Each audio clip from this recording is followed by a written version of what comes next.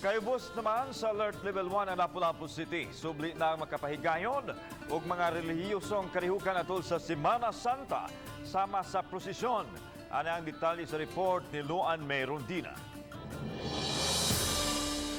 Nahanay na ang mga schedule sa misa ug ubang mga reliyosong kalihukan nga ipahigayon sa simbahan sa Birhen sa Regla alang sa Semana Santa. Apan gipasabot ni Reverend Father Renante Joseph Ga, Kora Paroko sa simbahan sa Birhen sa Regla, nga wala unay mga reenactment nga ipahigayon kundi mga misa lang una ug ang naandang mga relihiyosong kalihukan sama sa Via Crucis. Apan kay mas luag na ang quarantine restrictions, tugutan na ang 75% nga seating capacity sulod sa simbahan.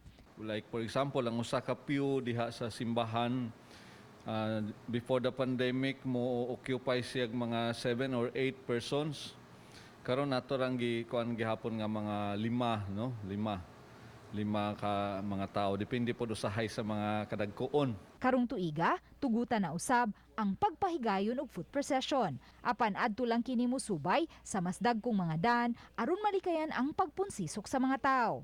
May gihanay na usab nga mga pamaagi ang simbahan aron mapabilin gihapon ang kasulemni sa kalihukan nga magsubay gihapon sa minimum health protocol.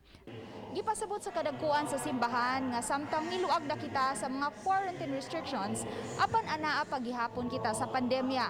Busa gidili gihapon ang mga pagpahawak ug ang paghikap sa mga religious images. Gani muhimo silang mga pamaagi aron kalikayan usab ang pag-inilugay sa mga buwak sa karo. After sa prosesyon na ako noy tradisyon diri nga panguhaon dayon ng mga bulak. Diya na magkagubot, no?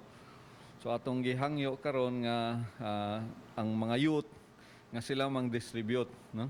Mang-distribute sa mga bulak nga mga ayo. Samtang limitahan usab ang gidaghanon sa mga batang magsilbing anghel atol sa misa sa pagkabanhaw. Uban ni Marlon Melgazo, Luan May Rondina, Balitang Bisdak.